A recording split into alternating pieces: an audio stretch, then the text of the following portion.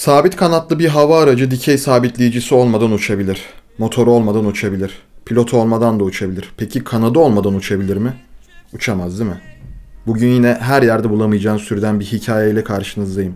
Üstelik bu hayata dair çok derin bir anlam taşıyan bir hikaye. Kanadı kopan bir F-15 hayata dair nasıl derin bir anlam taşıyabilir diye sorduğunuzu duyar gibiyim. Şu intro bir gelsin de görün bakalım.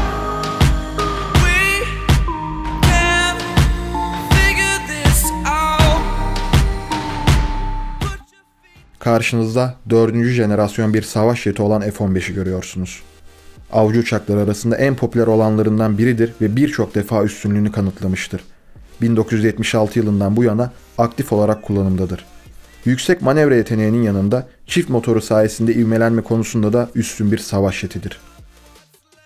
1 Mayıs 1983 tarihinde İsrail Hava Kuvvetleri'ne ait bir F-15 ve A-4 Skyhawk rutin bir eğitim uçuşu için havalandı. Çalışma sahası Negev çölüydü. Uçsuz bucaksız çöl semalarında eğitim uçuşuna başlayan iki uçağın ahenk içindeki dansı biraz tatsız bitmişti.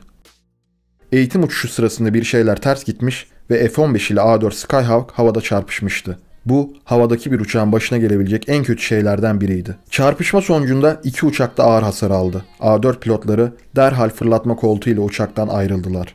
Ancak F-15 için mücadele yeni başlıyordu. Çarpışmada F-15'in sağ kanadı neredeyse tamamen kopmuştu. Artık ya sağlam kalan sol kanat, yatay sabitleyici ve sorunsuz çalışmaya devam eden iki motoruyla uçmaya devam edecek ya da düşecekti. Acil durumda ilk kural bellidir. Uçağı uçur. Çarpışmadan sonra spin atarak düşmeye başlayan F-15'in kaderi de kazaya karışan diğer uçak olan A-4 gibi olabilirdi. Ama eğer pilotlar uçaktan ayrılmayı tercih etseydi. Onlar mücadele etmeyi seçti ve önce spin atarak düşmekte olan uçağı toparladılar. Uçağın tekrar dengesini sağlamakta en büyük yardımcıları F-15'in güç delisi iki jet motoruydu. Pilotlar sağlam kalan kanadın oluşturduğu kaldırma kuvveti ve güçlü motorların oluşturduğu itici gücün etkisiyle uçağı uçurmaya devam ettiler. F-15 derhal Ramon hava üssüne yönlendirildi. Sağlam kalan kaldırma yüzeylerinin yanı sıra çalışan motorlar sayesinde yüksek hızlara çıkabiliyor, bu sayede bir roket misali havada tutunmayı başarabiliyordu. Tahmin edebileceğiniz gibi uçuşun en zorlayıcı evresi iniş olmuştu. Olması gereken çok üzerinde bir hızla yaklaşma yapan pilotlar F-15'i tek parça halinde indirmeyi başarmıştı.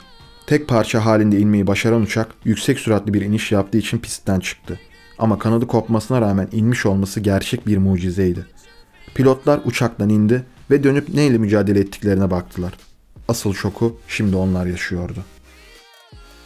Nerede şimdi derin hikaye?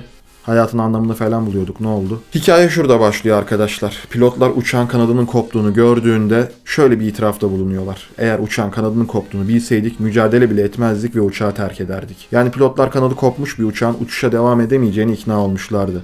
Bu yüzden havadayken uçağın kanadının koptuğunu bilselerdi mücadele bile etmeyeceklerdi ve uçağı terk edeceklerdi.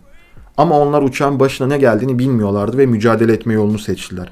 Haliyle ne oldu? İmkansız denileni başardılar. Neredeyse kanadı tamamen kopmuş bir uçağı uçurmaya devam ettiler ve yere indirdiler. Bunu hayata uyarlayacak olursak, bir şey yapamayacağınıza ikna edilirseniz ya da bir şey yapamayacağınıza bir şekilde ikna olursanız o şeyi gerçekten yapamazsınız. Çünkü o şey için mücadele bile etmezsiniz. Ve aynı durum tam tersi için de geçerlidir. Eğer bir şey yapabileceğinize ikna olursanız gerçekten önünüzde hiçbir şey duramaz ve o şeyi gerçekleştirirsiniz. Bir sonraki videoda görüşmek üzere arkadaşlar. Kanalıma abone olmayı, bu videoyu beğenmeyi ve sağda solda paylaşmayı unutmayın. Kendinize çok iyi bakın, güle güle.